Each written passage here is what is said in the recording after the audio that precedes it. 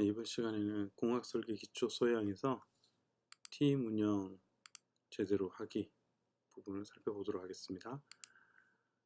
이번 시간에는 팀워크가 왜 중요한지 살펴보고요. 팀원의 임무 규정문이라든지 팀 운영 규칙을 작성하는 방법, 그다음 팀 운영 계획을 칸트 차트로 표현할 수 있는 방법들을 살펴보도록 하겠습니다.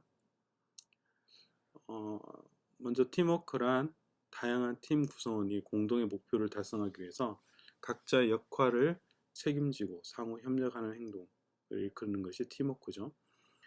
팀 공동의 목표를 달성하려면 팀 구성원 간의 공감대가 형성되어 있어야 됩니다. 그래서 분명한 목표 설정, 서로 모든 팀원들이 하나의 목표를 동일한 공감대를 가지고 동일한 목표가 설정되어 있는 상태여야 되고요. 명확한 업무 분담이 돼야 되고요. 적절한 책임감, 그다음에 효율적인 시간 관리, 원활한 의사소통 등이 중요한 팀워크가 되겠습니다. 그다음에 팀워크가 중요한 이유는 소비자의 다양한 요구에 빠르게 대응하기 위해서 거의 모든 업무가 팀 단위로 운영되고 있고요. 현재 그렇습니다. 그리고 이 창의성도 팀워크 활동을 통하여 증폭되기 때문에 그렇습니다. 그래서 혼자서 내는 어떤 것들을 구성하기보다 팀으로 그 아이디어를 냈을 때 훨씬 더 창의적인 결과물들을 도출해낼 수 있기 때문에 팀워크가 그만큼 중요한 이슈가 되고 있습니다. 팀워크의 장점입니다. 서로 다른 전문성과 사고 능력을 가진 팀 구성원들의 다양한 지식과 경험을 활용할 수 있기 때문에 그렇습니다. 팀 구성원의 상호 협력을 통해 더욱 창의적이고 혁신적인 해결책을 도출해낼 수 있습니다. 혼자서 시도하기 어려운 모험과 도전을 통해 혁신 가능성을 증대시킵니다. 그래서 어떤 좋은 아이디어가 있어도 그것을 혼자서는 실제로 시도해 보거나 또 도전해 보기 어려운데 팀이기 때문에 그것을 도전해 볼 수 있는 거죠. 그래서 도전해 보면 그 결과물이 나오고 그것으로 혁신의 가능성을 증대시킬 수 있다. 그 다음에 팀 구성원이 함께 참여하여 도출한 아이디어이므로 쉽게 수용한다. 이건 무슨 얘기냐면 혼자서 아이디어를 냈을 때 그거에 대해서 아이디어를 받아들이는 것보다 여러 명이 그 아이디어에 대해서 그래서 다수가 그 아이디어에서 긍정적인 반응을 보였을 때 그 아이디어에서 수용하기가 더 쉽다. 이런 얘기가 되겠습니다. 팀 구성원 사이에 서로 배움이 있습니다. 서로 장단점들, 누구의 장점을 나의 장점으로 취할 수 있는, 서로가 배울 수 있는 그런 좋은 배움이 되고요. 팀워크를 통하여 원만한 인간관계와 리더십 함량, 원활한 의사소통 능력 등을 배양할 수가 있습니다. 팀워크가 모든 장점만 있는 것이 아니라 이런 단점들도 있는데요. 단점들을 보완해 가면 여러분들 팀에 이런 팀워크의 단점을 보완하면 장점이 훨씬 더 많은 팀을 만들 수 있겠죠. 팀 개발을 위해서 많은 시간과 노력이 투자가 됩니다. 그래서 한두 시간에 같이 팀워크 활동을 통하여 이런 팀워크가 배양되는 것이 아니라 짧게는 한 달 이상, 길게는 6개월 이상의 시간들을 통하여 이런 팀워크, 하나의 팀워크가 완성되어 가게 되는 거죠. 팀 구성원이 도출한 많은 아이디어 가운데 일부만 양질의 아이디어이므로 시간 투자 대비 비효율적이다. 이게 무슨 얘기냐면 팀원 구성원들이 여러 많은 아이디어를 내지만 그 중에 몇 가지만 좋은 아이디어일 수 있어요.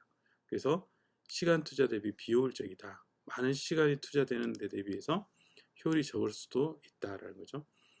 팀 구성원 간의 갈등과 대립으로 인하여 창의적인 아이디어 도출이 어려워질 수 있습니다.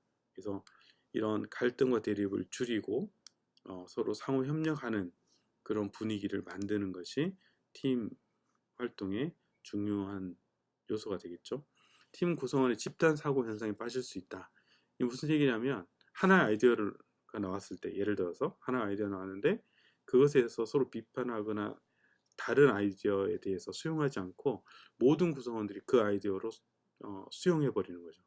집단 사고, 집단이 하나의 아이디어를 그냥 수용해 버리는, 아니면 구성원 중에 누구 한 명의 생각과 리더십을 그냥 따라가는 그런 집단적 사고에 빠져서 좋은 아이디어 또 혁신적인 아이디어를 내기 위한 노력들을 하지 않는 그런 팀으로 전락해 버릴 수도 있다. 팀 구성원이 서로 책임을 미루는 교착 상태, 이게 집단 사고의 또 다른 측면이 서로 책임을 미루는 거죠.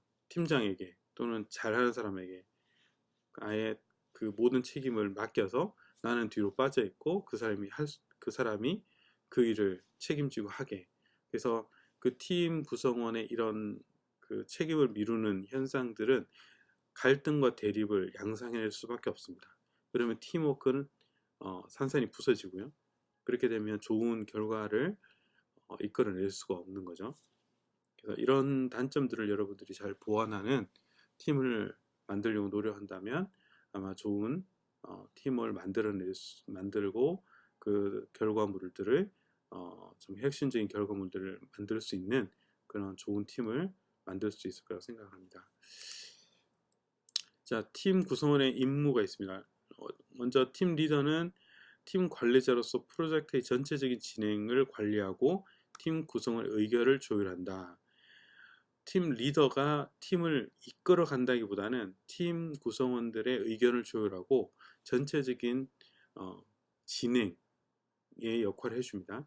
팀의 대변인으로서 회의를 소집하고 주재하거나 회의 결과를 상급자에게 보고하는 그런 것이 팀 리더가 되겠습니다. 그래서 현재의 팀 리더의 가장 큰 자질은 그 팀을 내가 내 주도함으로 이끌어가는 것이 아니라 그 팀이 모두 잘 될 수 있도록 내가 뒤에서 서버해주는, 도와주는 역할을 해주는 그런 리더가 좋은 리더십을 가지게 되는 거죠. 기록자가 있는데 팀 구성원들의 제안과 아이디어, 팀의 결정사항을 토의 내용들을 잘 기록합니다. 팀 구성원의 임무 보고서를 요약하거나 기록하고 요약된 문서를 다음 회의의 주제와 함께 모든 구성원들에게 제공해주는 역할을 기록자가 해야 됩니다. 기록하는 것뿐만 아니라 모든 구성원들에게 그 기록을 제공해주고 거기에서 나온 아이디어 또 그 임무 분담된 것들 이런 것들을 잘 알려주고 언제까지 그것들이 진행되고 돼야 하는지에 대한 것들도 순간순간 이렇게 공지해주는 그런 일들을 기록자가 해줘야 됩니다. 그래서 팀 리더와 기록자가 상당히 팀에서 중요한 역할을 한다고 보실 수 있죠. 그 다음에 자료 수집자는 팀 활동에 관련된 온오프라인 자료를 수집, 정리하고 팀원들에게 제공해 줄 수 있고요. 설문조사자를 둘 수 있습니다. 팀 활동에 필요한 각종 설문조사를 실시하고 설문 결과를 분석하여 팀원들에게 분석 결과를 제공한다. 예를 들어 우리 아이디어를 냈는데 이게 우리 팀만의 그런 아이디어가 아니라 설문조사를 통해서 많은 사람들의 공감대를 얻을 수 있고 또 우리가 낸 아이디어가 많은 사람들로부터 좋은 평가를 받아서 그 아이디어에 대해서 우리가 진행함에 있어서 전혀 문제가 없다라고 결론을 내릴 수 있는 그런 설문조사가 유용한 방법이 되겠죠. 그 다음에 보고서 작성자는 팀 구성원들의 의견을 정리하고 각종 보고서 또 발표 자료 등을 만듭니다. 발표자는 팀 활동 내용과 결과 발표를 책임지고요. 촉진자는 회의 안건에 대하여 팀 구성원들의 초점을 유지시키고 전원 참여를 유도합니다. 촉진자 역할은 팀 구성원 4명 이상의 경우 특히 중요하다. 촉진자 역할은 그 팀 분위기가 가라앉거나 또 팀 리더와 또 팀원들 간의 어떤 대립이 있거나 이랬을 때 그런 것들에 대해 중재하고 또 아이디어 활동들이 잘 안 이루어질 때 팀에 에너지를 줘서 그것들을 잘 할 수 있는, 그래서 긍정적이고 밝은 분위기의 사람들이 촉진자 역할을 하면 좋겠죠. 과정 관찰자를 둘 수 있습니다. 그래서 팀 회의의 진행에 적절한 피드백을 제공하는 거. 그래서 팀 회의가 이렇게 진행되고 있는데 이게 옳은 건지 모르겠다라고 하는 그런 것들을 팀 리더와 교감할 수 있는 거죠. 임무 할당 과정과 팀 회의 과정이 얼마나 잘 진행되는지 관찰하고 피드백하고 개선점을 제안함으로써 내부 감시자와 같은 역할을 할 수 있다라고 합니다. 그래서 이런 그 임무의 구성원의 임무를 둘 수 있는데 이것을 다 갖춰야 될 것이 아니라 여러 명이 또 두세 개를 같이 임무를 분담을 해도 되고요. 또 이거 이외에 다른 임무를 팀의 어떤 조건에 맞게 만들어서 구성하셔도 무방하다고 볼 수 있습니다. 팀 규정문을 이렇게 만드는 것이 또 중요한데요. 그래서 팀 이름을 정하거나 또 팀 리더는 어떤 주요 직책, 어떤 주요 책임을 담당한다. 기록자는 이런 것들을 담당한다. 수집자는 이런 걸 담당한다고 임무를 규정하는 것. 그래서 그게 그 책임을 맡은 사람들이 그 주요 책임에 대해서 확인하고 또 그 책임을 다하지 않았을 때 또 팀 자체에서 책임을 물을 수 있는 그런 것들을 위해서 이런 규정문 또 주요 책임에 대해서 규정하는 것이 필요하다는 것이죠. 팀 운영 규칙의 예인데 그래서 이것들은 이제 우리 수업 초반에 이런 운영 규칙들을 한번 만들어 볼 기회가 있습니다. 그래서 이런 운영 규칙들은 팀에서 팀 활동을 저해하거나 또 팀 활동을 활발하게 일으킬 수 있는 어떤 규정이나 운영 규칙들을 만드는 것이 중요하고요. 그런 것을 위해서 팀은 팀 리더를 중심으로 그런 많은 아이디어를 도출해내고 그 중에서 가장 합리적으로 여러분 팀이 목표로 하는 그런 주요한 목표점을 향해서 갈 수 있도록 팀이 그것을 원활하게 운영할 수 있도록 운영 규칙을 만드는 것이 중요합니다. 그래서 여기 팀 규칙을 잘 한번 살펴보시면서 필요한 것들은 참고하시고요. 또 더 추가할 것들은 추가하셔가지고 운영 규칙 한번 만들어 보시면 좋겠습니다. 팀 회의록 예시입니다. 그래서 팀 이름과 회의 목적, 이번 회의의 목적이 있고 회의 일시, 장소, 팀 리더는 누구고 기록자, 참석자, 서명을 해서 그 참석 여부를 확인하는 게 중요하고요. 불참자와 그 이유를 적는 것이 중요하고 이런 회의록은 기록자에 의해서 작성이 되겠죠. 회의 결정사항, 지난 회의에 어떤 것들이 결정됐다고 잠깐 요약을 하고 이 요약된 것을 회의 시작과 동시에 기록자가 읽어줘야 됩니다. 모든 팀원들에게 지난 회의가 어떻게 결정이 됐고 어떤 회의가 이루어졌는지를 읽어주고 상기시켜 줄 필요가 있고요. 그리고 이번 회의의 주제가 뭔지, 이번 회의는 무엇을 하는 회의인지를 다시 한 번 더 상기시켜주고 읽어줘야 되고요. 그러고 나서 이제 회의가 진행이 돼서 결정사항들을 기록하게 됩니다. 그래서 이 주제에 대해서 팀 리더의 리더에 따라서 그 회의가 진행된 사항들, 결정 사항들을 적고요. 적은 후에 과정 관찰자가 이 회의의 과정에 대해서 피드백을 주는 거죠. 이 회의가 어떻게 잘 진행이 됐다. 한두 명의 사람에 의해서 회의가 진행되는 것 같은데 이것을 좀 더 많은 사람들이 회의에 참석할 수 있도록 유도할 필요가 있다. 라든지 그런 피드백을 과정 관찰자를 통해서 주는 거. 다음 회의 일정과 안건을 여기 기록하는 것.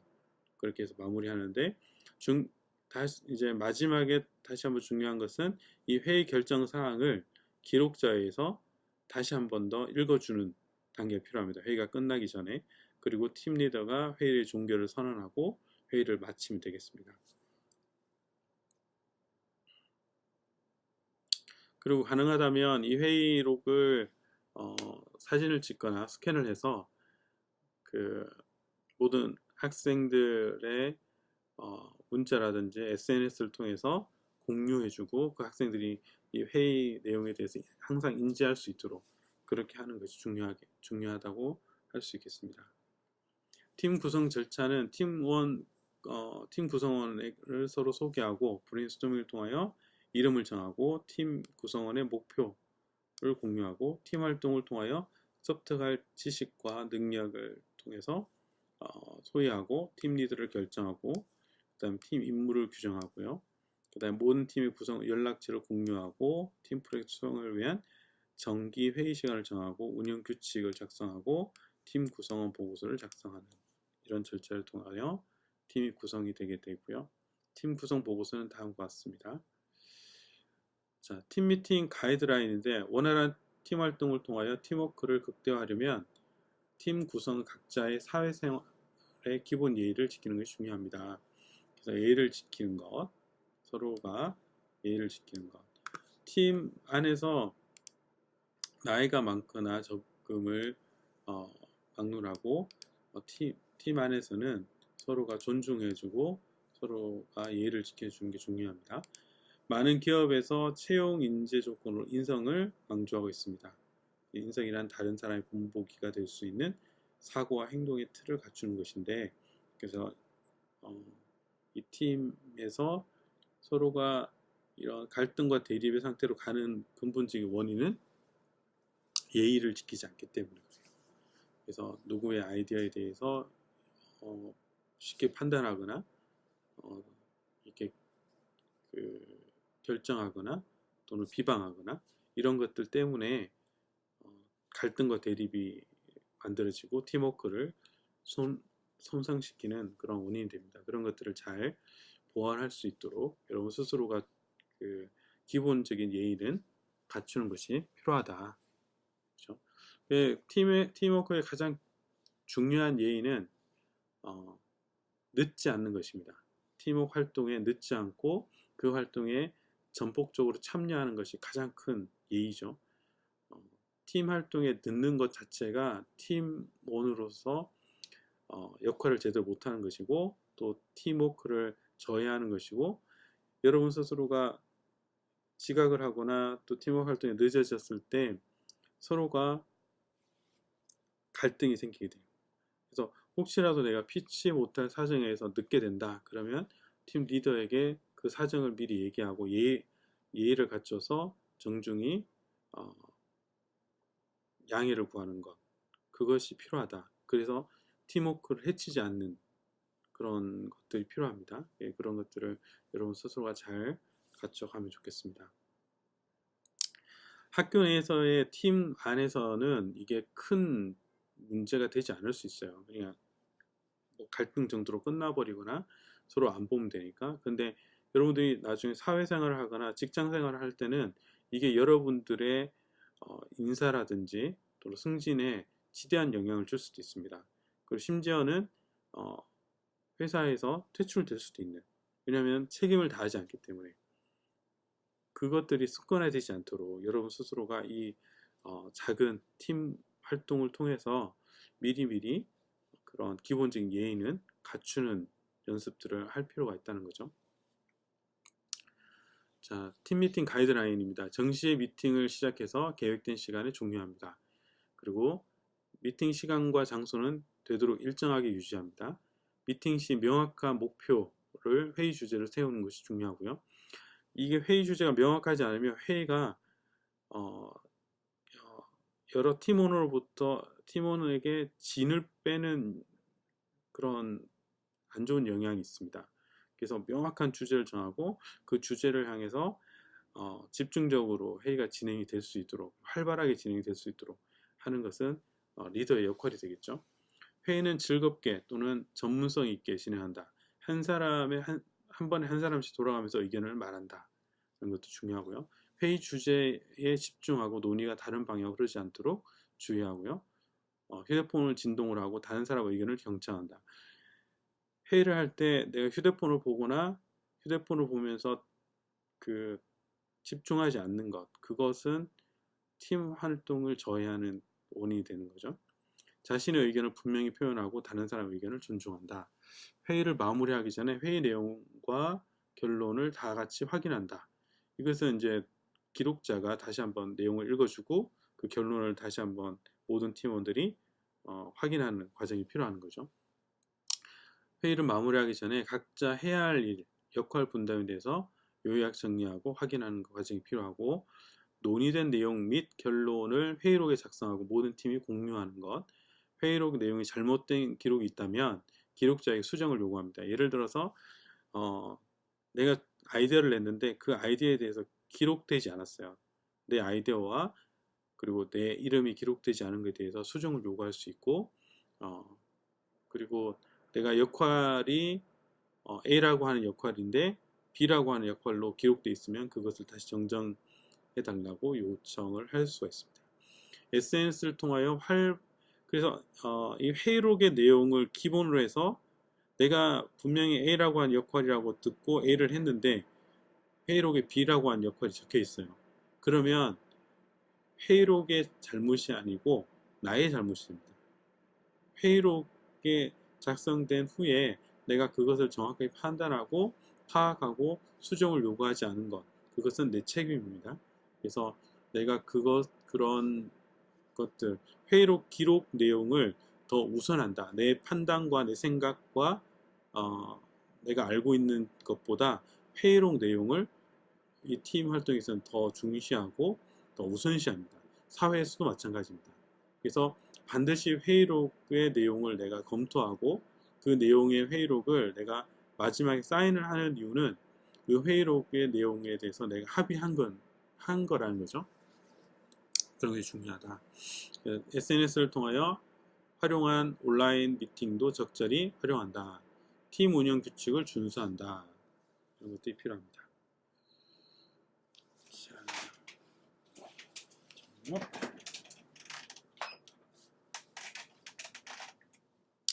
그 다음에 이제 팀 운영 일정 관리인데요. 효율적인 팀 운영을 위해서 프로젝트 일정 관리가 매우 중요합니다. 이걸 이제 칸트 차트라고 하는 게 있는데요. 프로젝트 일정 관리를 막대 형태의 도구로 프로젝트 기간 중에 발생한 여러 사안을 시간적으로 나열한 일종의 프로젝트 계획표라고 할 수 있습니다. 작성 방법은 상단의 추진 일정을 주별 또는 월별 또는 일별 단위로 표시하고요. 좌측의 프로젝트 추진 내용과 주요 업무를 한 행씩 작성합니다. 그리고 각 업무를 수행하는 때 소요되는 시간을 예측하고 각 업무의 시작과 끝을 표시하고요. 업무의 시작과 끝을 연결해서 막대 형태로 표시하고 주요 업무와 시간 계획이 빠짐없이 작성되었는지 점검합니다. 칸트 차트의 작성 예인데요. 신제품 개발을 위한 칸트 차트에서 일정을 월별 1월, 2월, 3월, 4월, 5월, 6월, 7월 해서 12월까지 그래서 문제를 정의한다. 1월 달에 시장 분석은 2월, 3월, 사양 결정은 3, 4월, 기능 결정은 4, 5월, 설계 개념은 5, 6월, 상세 도면은 6, 7월 달에, 모형 제작은 6, 7월 달에, 상세 도면과 모형 제작을 같이 하고, 모형 시험은 모형이 만들어지고 나서 할 수 있으니까 8, 9월에, 분석은 10월에, 타당성 분석은 11월에, 판매 분석은 이 모형 시험이 있을 때 이 판매 분석을 하고 그 다음에 생산을 개시하는 것은 12월 달 1년에 걸쳐서 신제품을 이렇게 해서 마지막 생산하는 단계까지 가겠다 이렇게 만드는 거죠. 자, 팀 프로젝트의 칸트 차트에서 3월, 4월, 5월, 6월 있고 3월에 1주, 2주, 3주, 4주 4월에 1주, 2주, 3주, 4주 5월에 1주, 2주, 3주, 4주 이렇게 주별로 월별, 주별이 같이 있을 수 있습니다. 주요 수집 및 분석은 3월에 1주부터 3주까지를 하고요.